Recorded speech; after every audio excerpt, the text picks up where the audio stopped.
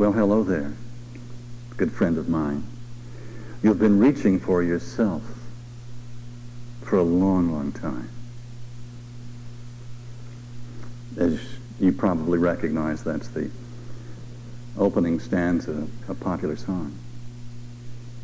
You've been reaching for yourself for a long, long time. In reaching for yourself, you've tried to find yourself in so many strange places, so many relationships, odd circumstances, haven't you? Didn't find yourself. But don't be discouraged. Don't be discouraged. I have some good news for you. The reason that you never found yourself was that you did not know that you were who you were looking for. That's why you never found yourself. You see, you thought that the self that you know is yourself, and it's not yourself. Not this persona, not this mask, not this outer person, not this intellectual, brilliant, obviously brilliant person that you are. Eric Hofer wrote a statement on doing what comes unnaturally, and I think I would like to have this first of 4 lessons subtitled on doing what comes unnaturally, because growing along spiritual lines comes unnaturally to us. It is not natural to our human condition. He said the never-ending task of finishing himself, of transcending the limits of his physical being, is the powerhouse of man's creativeness and the source of his unnaturalness. And ladies, hear that statement in the generic sense. The never-ending task of finishing ourselves. Do you know that we're here to finish ourselves? Nature has taken us as far as it can. God has taken you as far as God can take you without your cooperation, without your understanding, without your knowledge, without your awareness. Evolution will not take us one iota beyond where we are until we learn to cooperate with the process.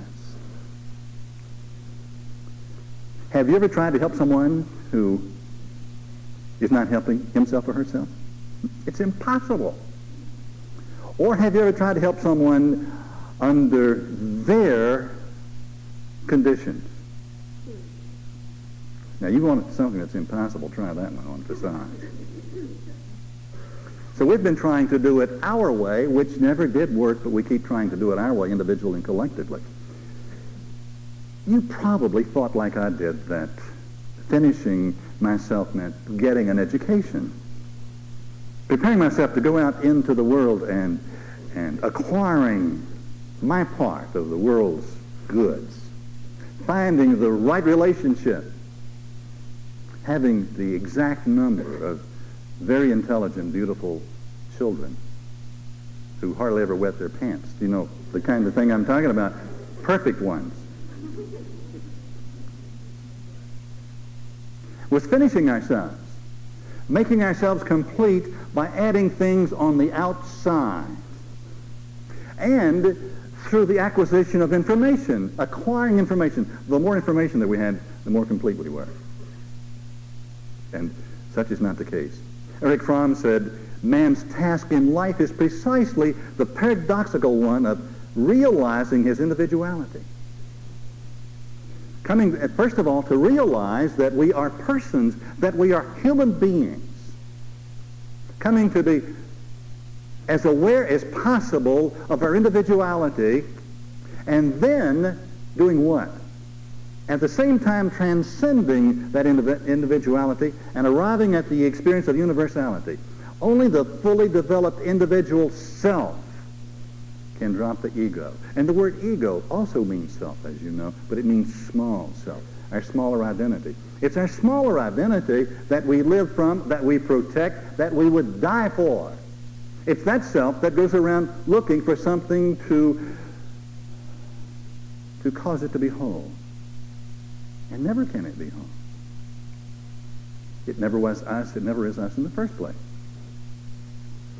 It's so interesting that on this planet, Earth, we humanoids, are the only creatures who refuse to play the game by nature's rules. Every other living animal or being or entity plays by the rules of nature, whether you call nature the forces in the world around us or the supernatural dimension of nature that we call God. And we have created our own rules, haven't we?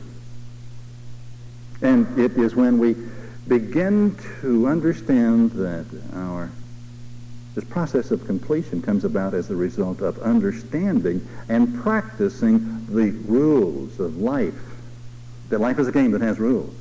That is when we begin the process of discovering and completing ourselves.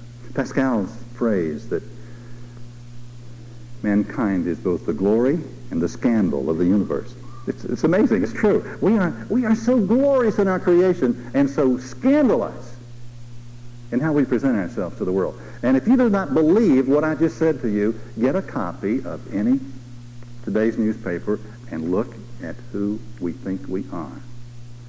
This is the daily report of the collective consciousness of the human race generally, and most specifically those of us who live locally. Who we think we are.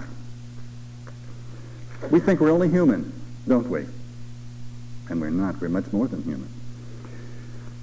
Let me, so that we can get a better concept of what is real, because I'm going to challenge you to put on your real self, put on that real mind that's in you. But let me ask you a few questions so that we can develop a mutual concept, perhaps, of what reality is. Like Paul, are there some things that you would like to do, but you don't?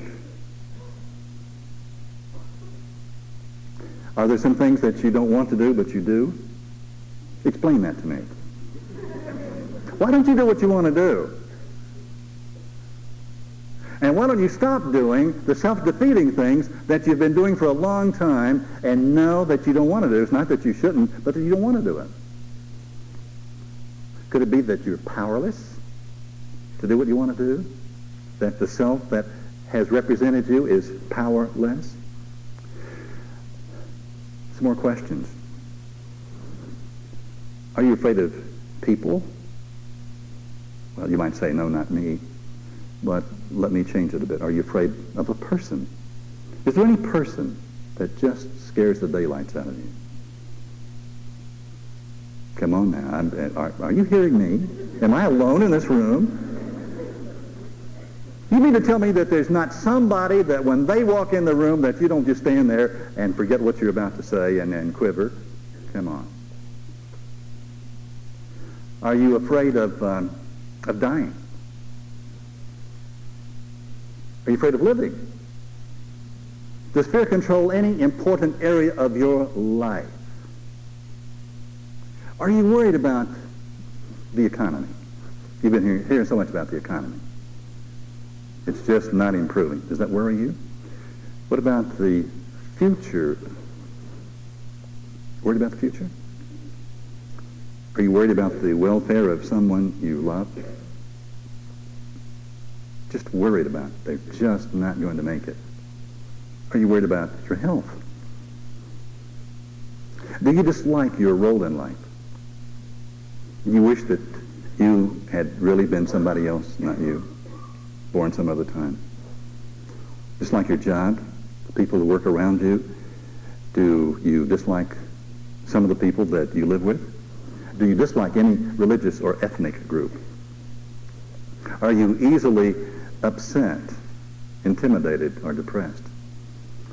Someone told me today, she said, I'm not upset, and I will continue to deny how upset I am until I calm down.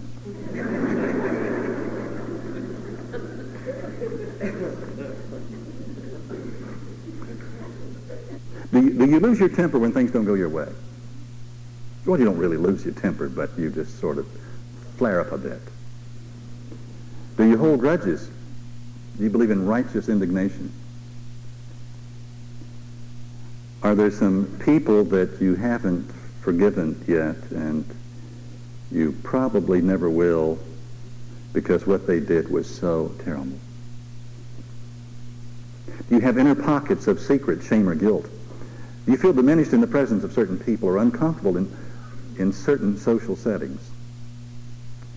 And have you often thought and sometimes said that you're your own worst enemy? Any of those things? Well, I won't list a specific number because I'm sure there isn't one, but much of what I have said applies to every one of us. And I can tell you that it's these attitudes that are represented by the part of us that is not real.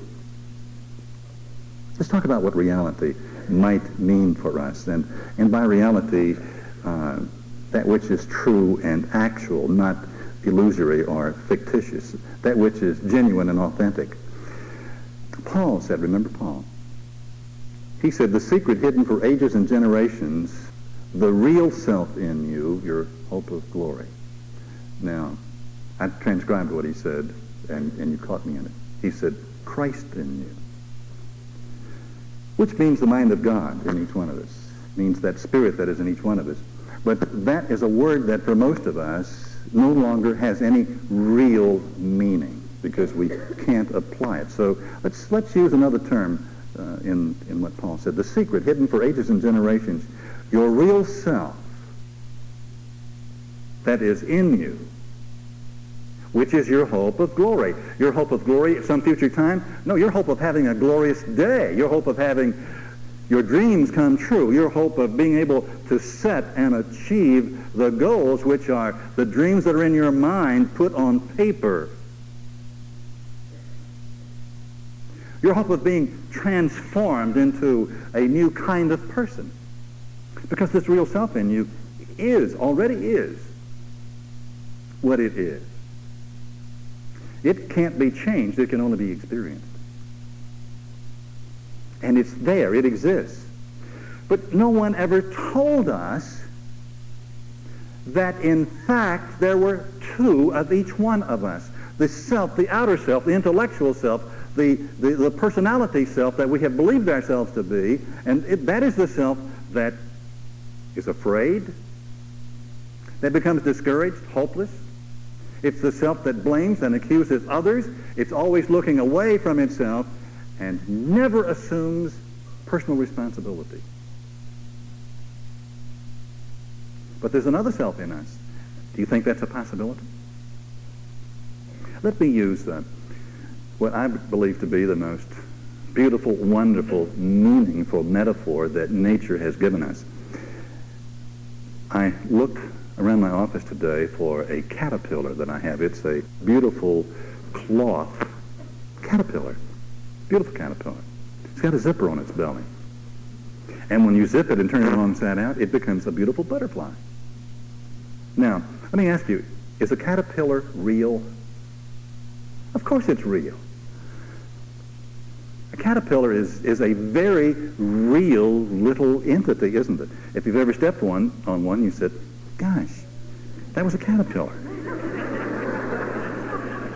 It was a caterpillar. Have you noticed that very few people send other persons cards with caterpillars on them? Did you ever get a caterpillar card? If you did, it had a funny statement. But butterflies are all over the place, aren't they? Now, a caterpillar is real.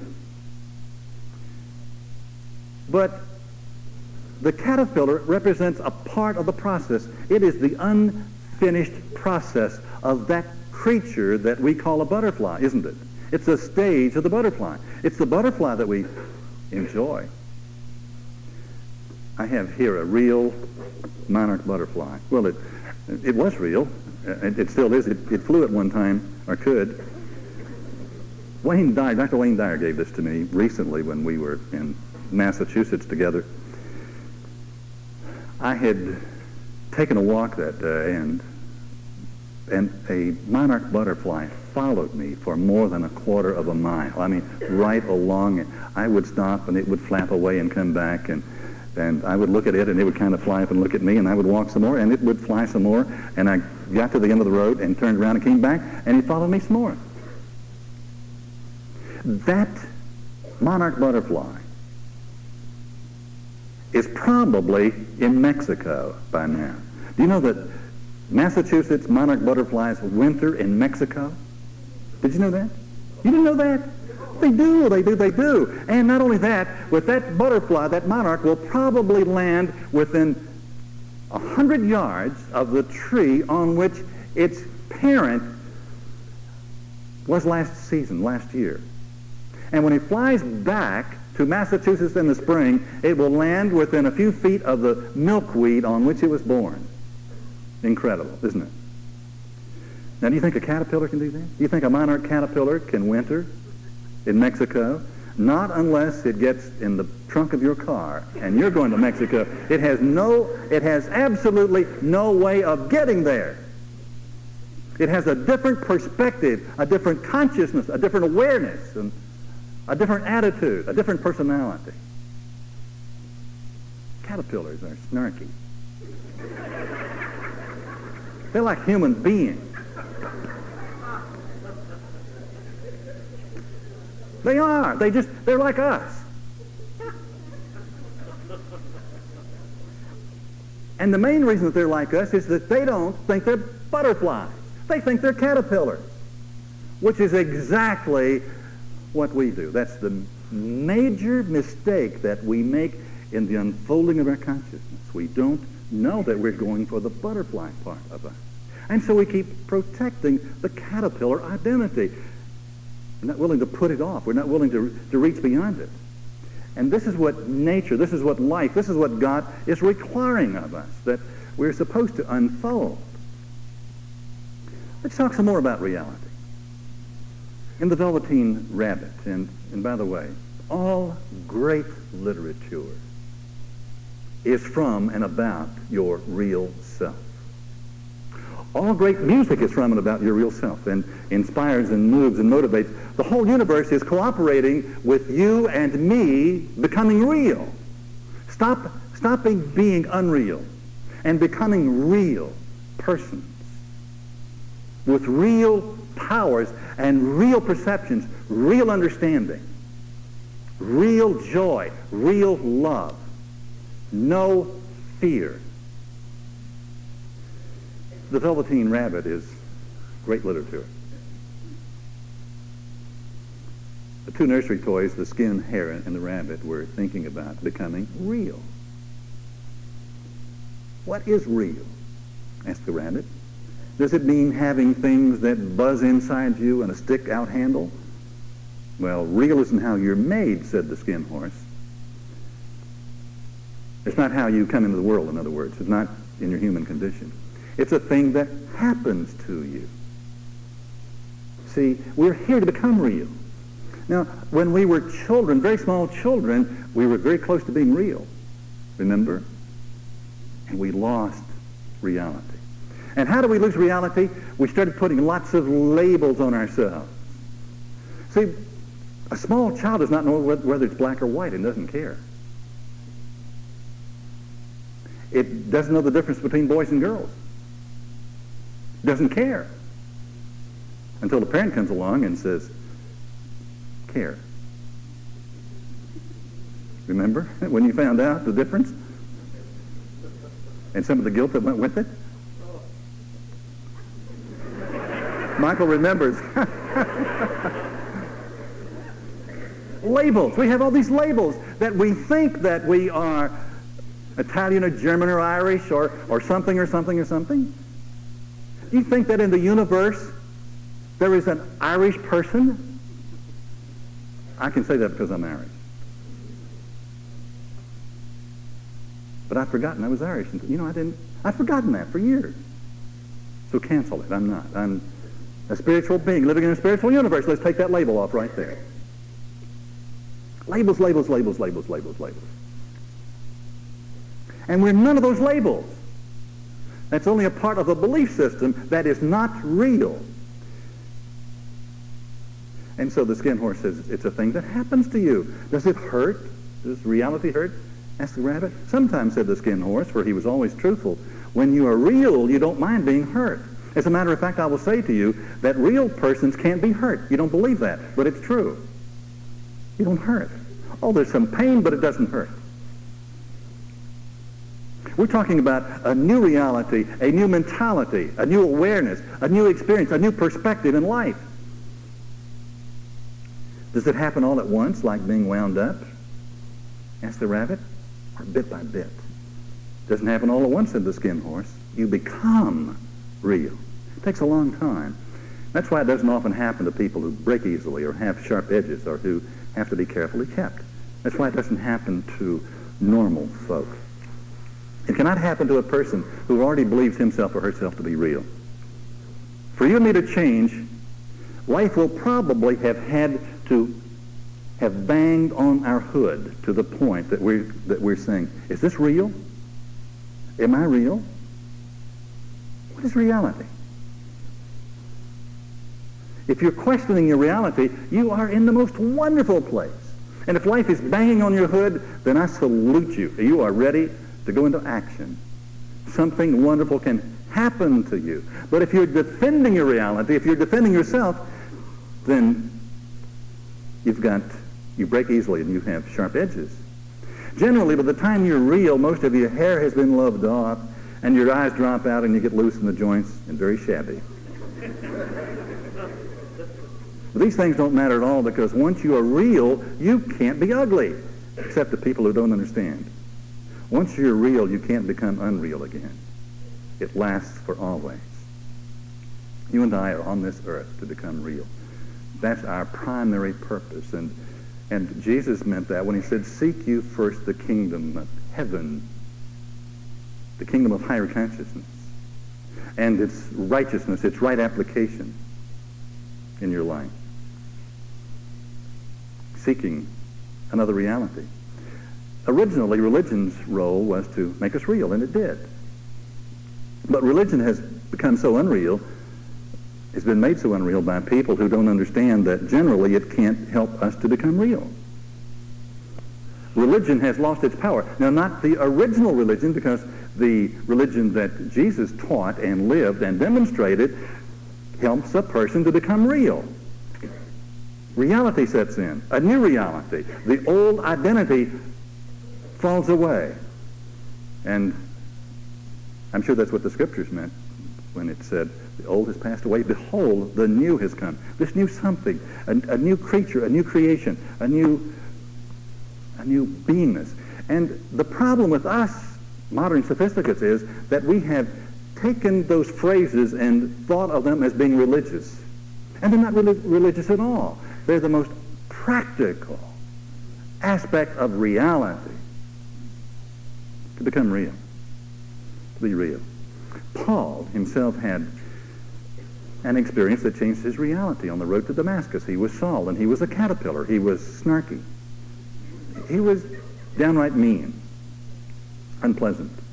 And something happened, and he became a new being with a new perspective and a new ability to love, a new capacity. And from that time on, Paul went through, he really had an exciting life. So many problems, so many things happened to him. The resistance that came to him. And yet, no matter what was happening to him, he had fun. Read it, he had fun. Joy. In the midst of the worst things, he had fun. And he said to us, enjoy. I say it again, rejoice. In whatever condition you find yourself, enjoy it. And let me say that to you this evening. Because with this many people in a room this size, there's got to be somebody here who just lost your job. Or somebody just told you to buzz on. Isn't that wonderful that they did, and that happened to you? Aren't you going to have a lot of fun the next few days? And I'm not putting you on. You can. Reality requires that we do. That we do. Our higher self lives from a state of joy. And it understands that all events are neutral. Every event is neutral. There's no such thing as a good or a bad event. Our reality determines for us what that event will be. And your real self counts it all joy. Counts it all joy. You and I have already been given the Tao. That's spelled T-A-O. The Tao. You have the Tao. The Tao means the way. And life, higher life. God is always presenting to the human race the Tao, the way of transformation, the principles that with which any person can transform himself or herself into this new creation. Now, in our modern society, in the 20th century, the Tao, the way, has come to us through that program that we call the 12-step program. And the purpose of the Tao, of the 12 steps, is to transform a person. Now, we have used the steps to overcome our addictions, and it's possible to overcome one's addictions with the steps without transforming oneself at all. But the primary purpose is for spiritual transformation. It is to become a new creature in which the addictions will fall away. If I'm a new being, then the addictions, the things that I have experienced in the past will no longer be a part of my experience. So tonight, I want us to take up the first 3 of those 12 steps as an actual experience, not just as a lesson I'm going to be sharing with you. And the first step is the surrendering step. And the surrendering step is so very important because it is the surrendering of the ego, or of the smaller self. It is the fearful self that needs to be surrendered. The self that is powerless. Paradoxically, I can never experience power until I admit that I don't have any. Isn't that wonderful? I have sought power all my life. Have you not been a control addict? Wouldn't you just like to get them fixed, controlled, in place, positioned, healed? Don't you have a whole list of them you want to heal? And if they don't get healed, then you're not going to be fixed? Well, the first step is the surrendering step, and it is, we admitted that we were powerless, that our lives are unmanageable. I can tell you that the small self does not like to admit that it is unmanageable. So if you're having any difficulty with that step, you will know immediately that it's your small self that's resisting it. Can you admit that you're powerless over your life? Can you? Let's go back to a question that I asked you earlier. The things that you would like to do and you don't. The things you'd like to stop doing and you can't. Do you have any trouble with powerlessness now? Let's admit it. I tell you, you can draw the largest crowd that the world has ever seen, and I'll stand right on a platform and admit before all of them how powerless I am. Of myself, I can do nothing. That's what Jesus said. You think that I do these things? I don't do them. It's the power within me, the presence, the Father within me that does these things. But I don't have the power. But then the statement came just behind it and said, but the things that I do, you shall do, and even greater things than these. Before we continue, let's take an actual situation that exists in each of our lives. Pick out something that you've been working with, and it just hasn't worked out. It could be an addiction that you might have. It could be a defect. It could be a relationship. It could be a goal that you've set that just has not come to pass. It can be whatever it is for you. Got something specific? If you do, indicate that you do by nodding your head. Okay, now let's acknowledge that we are powerless to change it. You see, our human condition has caused us to believe, and our educational background, being an American, I suppose, has caused us to believe that we can do anything and everything of ourselves. And if we ever need any help, it's going to be just a little bit. Help me to just, my car's stuck in the mud, help me to just nudge it out. Now, don't push too hard, because, you know, I really don't need much help. I really didn't need you at all. I could have gotten out without you. You understand? We don't need much help, do we? We need all the help we can get, which is all the help there is. All the power there is in the universe is seeking to experience itself through us in our lives. But it can't, because our purely human self, our false self, won't admit that it is powerless. Our real self knows that it is powerless. It lives in a state of powerlessness, and paradoxically, therefore, is divinely connected with all power. And you can prove it to yourself. This is not just some statements that I'm making to you. Any one of us can make this demonstration. But that's just the first step. The second step came to believe that a power greater than myself can restore me to its order. I believe it right now for myself, and I believe it for you too, that the power that has created this universe, an intelligent, loving power, can do the most incredible things in your life, and that it wants to. It is the nature of this power to move in us and for us and because of us and around us, to protect us and guide us and love us and nurture us and grow us and change us and transform us until we are like it. Do you believe that? I know it's true. Let's come to believe it right now, that this power can restore us.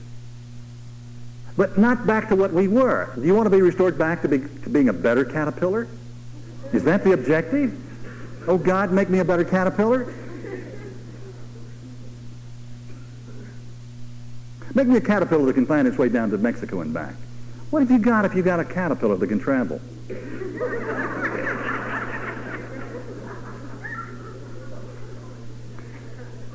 Create in me a new mind, a new being, a new person, a new entity. And that is the natural order of things. That's what you were created for. And so the power will do it if we come to believe it. Do you believe it's possible for you? A whole new mentality? Let's take the third step. Let's make a decision to turn ourself over to the care of God, over to the care of the power, the infinite intelligence, power and love, to turn the self that I am. I turn myself.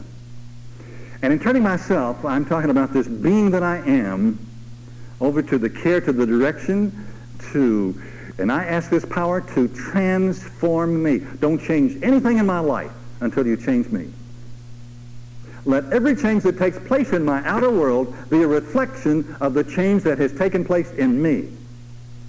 First within and then without is the universal order of things. You see, our caterpillar self has it differently. It says, oh God, change my world and then I will change. I'll be a better caterpillar. I promise you I will, God. I will. Trust me. Trust me. Oh God, I'll be happy. Give me a wonderful tree with caterpillar leaves. And bring along a caterpillar girl. Or boy, whichever the case might be. And then I'll be happy. No, no, no, no, no.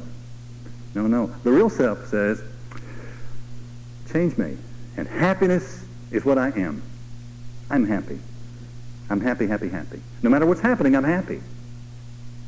Change me, and from my happiness, all the things in my life will gradually come to conform to my inner state of happiness. I'll have happy things because I'm a happy person. And all the frightening things will pass away because I will believe that not on this whole planet there's not one thing to be frightened of. Not one thing. Not one. So change myself. Transform myself. Now, next week we're going to get into a wonderful process of beginning to disconnect from our old caterpillar self. But this week, I have a wonderful exercise for each one of us.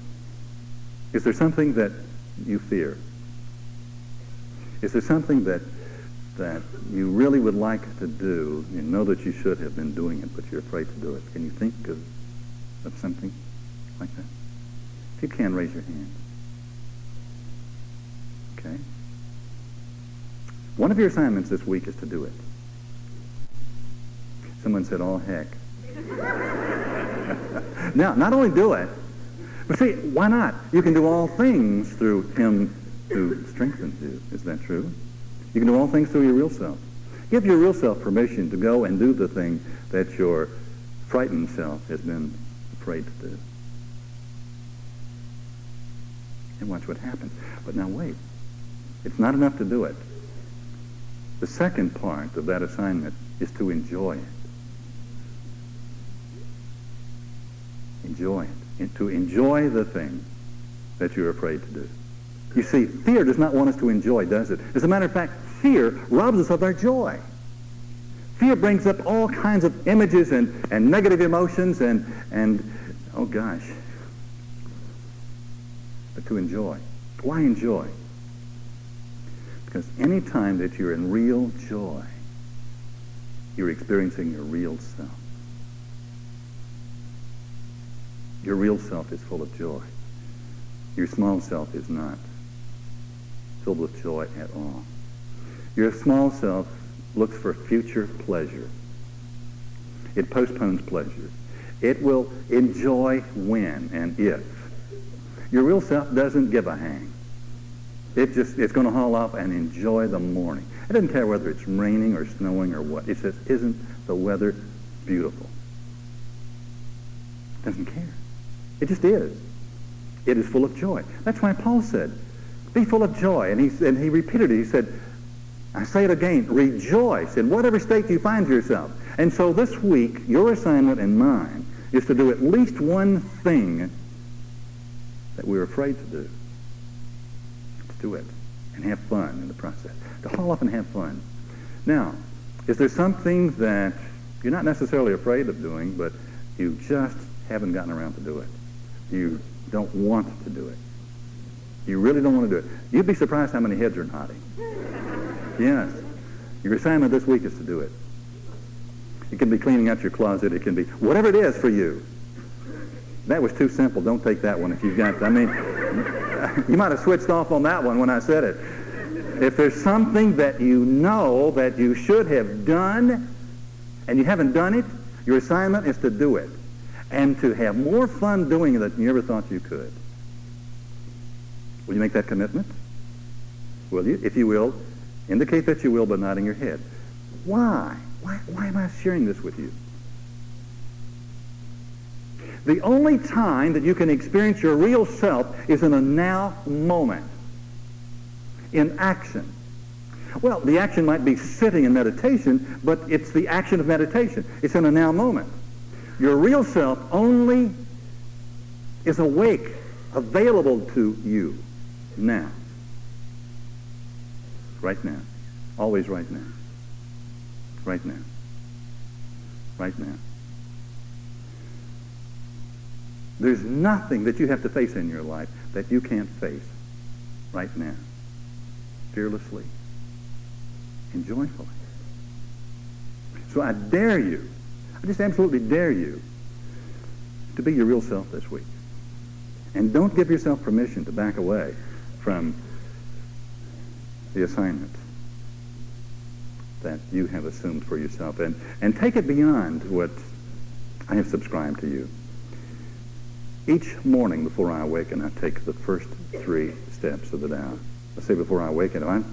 Usually it's before I'm awake. When I start to wake up, I will take the first step.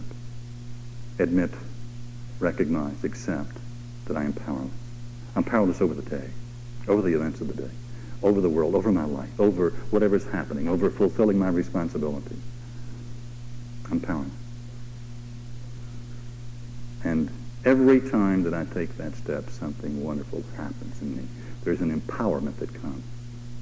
And then to come to believe that he, she, this incredible Father, Mother presence that has formed this universe, can and will be in charge of my day, of my destiny and of my day. To come to believe it, to come to feel it, to come to know it. And knowing that if this presence is with me, who or what can be against me? It doesn't matter what happens. It simply does not matter what happens. It's going to be good. It's going to work to the best advantage of all concerned. To believe that. And to not let go of that step until I really do believe it.